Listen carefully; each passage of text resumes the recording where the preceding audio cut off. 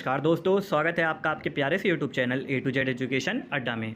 तो दोस्तों, जैसा कि आपका सी टेट जुलाई एग्ज़ाम 2023 होने वाला है, ठीक है, जिसके लिए हम लोग आपके लिए सब्जेक्ट वाइज इंपॉर्टेंट क्वेश्चन की बात कर रहे थे। और आज की इस वीडियो में हम आपके लिए सीडीपी यानी बाल विकास के 30 महत्वपूर्ण प्रश्नों पर चर्चा करेंगे, जो कि आपका सीरीज 6 होने वाला है, ठीक है। और बाकी सब्जेक्ट्स की वीडियो आपको नीचे डिस्क्रिप्शन में प्लेलिस्ट के साथ आपको लिंक मिल जाएगा, वहाँ से जाके आप वो वीडियोस देख सकते हैं। और अगर आपको इन क्वेश्चंस की पीडीएफ भी डाउनलोड करनी है तो आपको नीचे डिस्क्रिप्शन में मेरे टेलीग्राम चैनल का लिंक मिल जाएगा, वहाँ से जाके आप इस पीडीएफ को डाउनलोड भी कर सकते हैं और बाकी सब्जेक्ट्स की पीडीएफ भी आपको वहाँ मिल जाएगी वीडियो के साथ, ठीक है। तो आज की इस वीडियो का 30 प्रश्न हम शुरू करने जा रहे हैं, तो चलिए शुरू करते हैं। तो सबसे पहले देखिए, हम अपने पहले प्रश्न की बात कर लेते हैं। तो सबसे पहला क्वेश्चन आपसे पूछ रहा है कि निम्नलिखित में से कौन सा कथन सही नहीं है, ठीक है। तो कौन सा कथन सही नहीं है, तो जो आपका कथन सही नहीं है हम उसकी बात करते हैं। यहाँ पे वंशानुक्रम व्यक्ति की जन्मजात विशेषताओं का शोधन है, यानी ऑप्शन नंबर सी, ये कथन इसका एकदम सही नहीं है, ठीक है। अगला क्वेश्चन देखते हैं। क्वेश्चन नंबर 2 पूछ रहा है कि सहचर्य के नियम क्या है। तो सहचर्य के नियम ये है आपके, वो है आपका ऑप्शन नंबर डी, यानी ये सभी, यानी आपके ए बी और सी, ये तीनों, यानी सामान्य का नियम, समीपता का नियम और वैश्विक का नियम, ये तीनों नियम ही आपके यहाँ पे सहचार के नियम कहलाते हैं, ठीक है। अगला क्वेश्चन देखते हैं। क्वेश्चन नंबर 3 आपसे पूछ रहा है कि गेट्स के अनुसार अनुभव द्वारा व्यवहार में परिवर्तन हो डैश है, तो वो क्या होता है, उसे हम कहते हैं दोस्तों सीखना, यानी ऑप्शन नंबर सी हो जाएगा इसका आंसर। अगला क्वेश्चन देखते हैं। क्वेश्चन नंबर 4 आपसे पूछ रहा है कि अपने आप को प्रेम करने की प्रवृत्ति को क्या कहते हैं। तो अपने आप के प्रेम करने की प्रवृत्ति को हम क्या कहते हैं कि नरसिंजम की प्रवृत्ति, यानी ऑप्शन नंबर सी इसका करेक्ट आंसर हो जाएगा। अगला क्वेश्चन देखते हैं। क्वेश्चन नंबर 5 पूछ रहा है कि मनुष्य की बुद्धि आगे की पीढ़ियों में संक्रमित होती है डैश का कार्य इस जन्मजात योग्यता के विकास के लिए उपयुक्त परिस्थितियों का निर्माण करता है। तो कौन सा कार्य होता है, वो आपका होता है वातावरण का कार्य इस जन्मजात योग्यता को विकास के लिए उपयुक्त परिस्थितियों का निर्माण करता है, यानी ऑप्शन नंबर सी इसका करेक्ट आंसर हो जाएगा। क्वेश्चन नंबर 6 देख लेते हैं। आपका पूछ रहा है क्वेश्चन नंबर 6 यहाँ पे कि पूरे आवृत्ति वितरण के प्रतिनिधित्व करने वाले मान को डैश कहा जाता है। तो इसको क्या कहा जाता है, इसको हम कहते हैं केंद्रवर्ती प्रमाप का ज्ञान, यानी ऑप्शन नंबर सी इसका करेक्ट आंसर हो जाएगा। अगला क्वेश्चन देखते हैं। क्वेश्चन नंबर 7 आपसे पूछ रहा है कि निम्नांकित में कौन सी विशेषता आंतरिक रूप से अभिप्रेरित बच्चों के लिए सही नहीं है। तो कौन सी है, वो है आपका वे हमेशा सफल होते हैं, ऑप्शन नंबर 20 का करेक्ट आंसर हो जाएगा। क्वेश्चन नंबर 8 देख लेते हैं। पूछ रहा है कि बालक एक ऐसी पुस्तक है जिसका शिक्षण को अध्योपात्य अध्ययन करना चाहिए, ठीक है। उपरोक्त कथन किसके द्वारा दिया गया है। तो ये जो कथन है आपका, जो ये कथन दिया हुआ है इन्वर्टेड कोमास में, ये कथन किसके द्वारा दिया गया है, ये पूछा जा रहा है। तो ये जो कथन है वो आपका दिया गया है रूसो के द्वारा। किसके द्वारा, रूसो के द्वारा, यानी ऑप्शन नंबर सी इसका करेक्ट आंसर हो जाएगा। अगला क्वेश्चन देखते हैं। क्वेश्चन नंबर 9 पूछ रहा है कि बाल मनोविज्ञान के अनुसार शिक्षा के क्षेत्र में मुख्य स्थान है। तो किसका मुख्य स्थान है, वो है आपका बालक का, यानी ऑप्शन नंबर ए इसका करेक्ट आंसर हो जाएगा। अगला क्वेश्चन देखते हैं। क्वेश्चन नंबर 10 पूछ रहा है यहाँ पे कि सामान्य से विशेष की तर्क की प्रक्रिया निम्नलिखित में से कौन सी पद्धति में है। तो कौन सी पद्धति में है, वो है आपका निगमनात्मक, कौन सा, निगमनात्मक पद्धति, यानी ऑप्शन नंबर 20 का करेक्ट आंसर हो जाएगा। क्वेश्चन नंबर 11 देख लेते हैं। आपका पूछ रहा है कि बाल्य अवस्था की प्रमुख मनोवैज्ञानिक विशेषताएं क्या है, ठीक है। तो उसकी जो प्रमुख विशेषताएं हैं वो है आपकी ऑप्शन नंबर बी, सामूहिकता की भावना, यानी ऑप्शन नंबर 20 का करेक्ट आंसर हो जाएगा।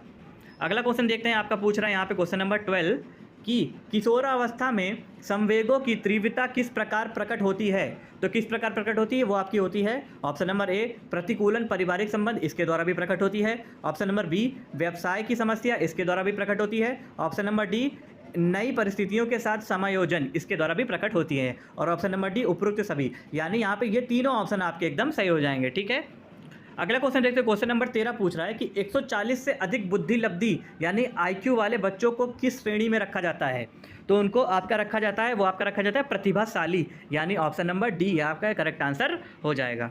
अगला क्वेश्चन देखते हैं। आपका क्वेश्चन नंबर 14 आपसे पूछ रहा है कि सृजनशीलता मौलिक परिणामों का अभिव्यक्त करने की मानसिक क्रिया है, उपयुक्त कथन किसने दिया है। ये क्वेश्चन आपसे बहुत पूछे जाते हैं कि आपको कोई कथन दे दिया जाएगा और आपसे पूछ लिया जाएगा कि ये कथन किसके द्वारा दिया गया था। तो जो ऊपर आपको कथन देखने को मिल रहा है, ये लाइन यहाँ पे किसने दी थी, तो ये जो दी थी ये आपका दी था क्रो एंड क्रो ने। किसने दी, क्रो एंड क्रो ने, यानी ऑप्शन नंबर ए इसका करेक्ट आंसर हो जाएगा। अगला क्वेश्चन देखते हैं, क्वेश्चन नंबर 15 पूछ रहा है प्रयास और भूल सिद्धांत के प्रतिपादक कौन है। तो प्रयास और भूल के सिद्धांत के जो प्रतिपादक हैं आपके, वो है आपके थॉर्नडाइक, यानी ऑप्शन नंबर ए इसका करेक्ट आंसर हो जाएगा। अगला देखते हैं, क्वेश्चन नंबर 16 आपसे पूछ रहा है कि सीखने के पठार के निराकरण के लिए क्या नहीं करना चाहिए। तो इसके लिए क्या नहीं करना चाहिए, आपको उसे दंडित करना चाहिए, आपको उसे दंडित करना चाहिए। ऑप्शन नंबर सी इसका करेक्ट आंसर हो जाएगा।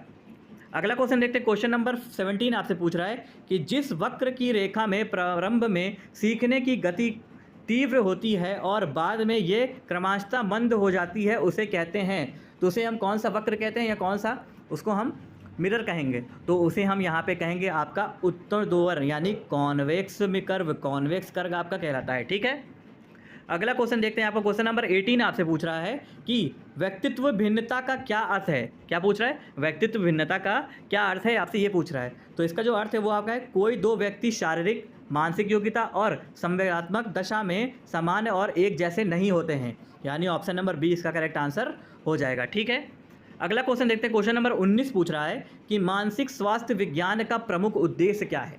ठीक है, तो इसका जो प्रमुख उद्देश्य है वो है आपका ऑप्शन नंबर ए और बी, यानी बालक के मानसिक स्वास्थ्य को रक्षा करना और कुसमायोजन का निराकरण करना, यानी ऑप्शन नंबर सी, ए और बी दोनों ही इसके करेक्ट आंसर हो जाएंगे।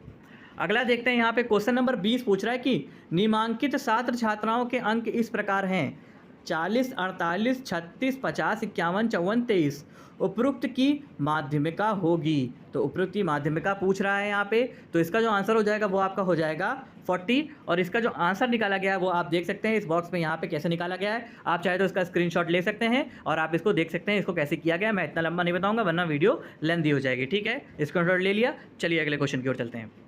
क्वेश्चन नंबर 21 पूछ रहा है यहाँ पे रुचि का संबंध है। तो रुचि का संबंध किससे है आपका, वो है अवधान से, यानी ऑप्शन नंबर बी इसका करेक्ट आंसर हो जाएगा।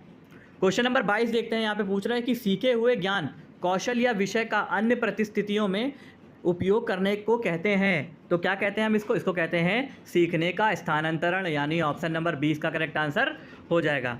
अगला क्वेश्चन देखते हैं, क्वेश्चन नंबर 23 पूछ रहा है कि अनुबंधन की प्रक्रिया में प्रथम सोपान निम्नांकित में से कौन सा है। तो कौन सा है, वो आपका है उत्तेजना, यानी ऑप्शन नंबर ए इसका करेक्ट आंसर हो जाएगा। क्वेश्चन नंबर 24 देखते हैं कि स्मृति सीखी हुई वस्तु का सीधा उपयोग है। क्या उपयुक्त कथन किसका है। देखिए एक और क्वेश्चन आ गया यहाँ पे कथन के ऊपर। तो यहाँ पे जो आपको ऊपर कथन देखने को मिल रहा है, ये पूछ रहा है कि ये कथन यहाँ पे किसके द्वारा दिया गया था। तो ये आपका दिया गया था वुडवर्थ के द्वारा, यानी ऑप्शन नंबर 20 का करेक्ट आंसर हो जाएगा दोस्तों। अगला क्वेश्चन देखते हैं, क्वेश्चन नंबर 25 पूछ रहा है निम्नलिखित में से कौन सी दशाएं ध्यान को आकर्षित करने की आंतरिक दशा नहीं है। ठीक है, तो कौन सी है, वो है आपकी उद्दीपन की स्थिति। ठीक है, ऑप्शन नंबर ए इसका करेक्ट आंसर हो जाएगा। अगला क्वेश्चन देखते हैं, क्वेश्चन नंबर 26 देखते हैं कि संवेग की उत्पत्ति में से डैश से होती है।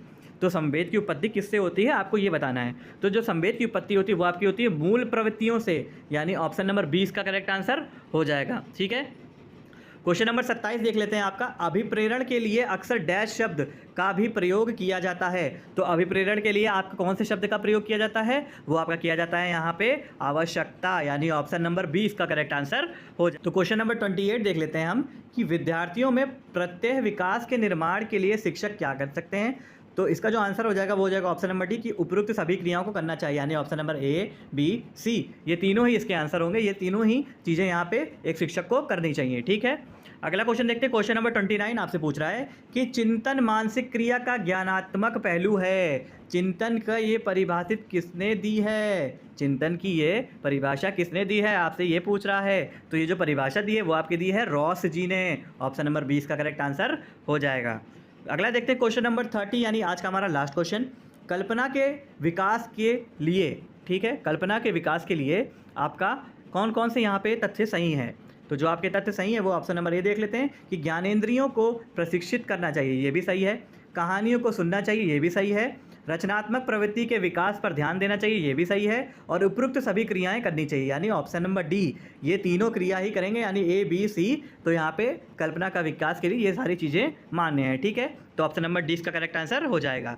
तो दोस्तों ये थे हमारे आपके CDP यानी बाल विकास के कुछ महत्वपूर्ण प्रश्न 30, जो कि आपके CTET एग्जाम और बाकी अनदर यहाँ पे जो आपके टीचिंग एग्जाम है उसके लिए भी यहाँ पे बहुत ही महत्वपूर्ण है। ठीक है, तो उम्मीद करता हूँ कि आपको वीडियो पसंद आई होगी। वीडियो पसंद आई वीडियो को लाइक जरूर करिएगा, चैनल पर चैनल को सब्सक्राइब जरूर कर लीजिएगा, ताकि आगे ऐसी आने वाली वीडियोज़ आपको तुरंत मिल सके। ठीक है, मिलते हैं नेक्स्ट वीडियो में नए टॉपिक के साथ। जय हिंद, जय भारत।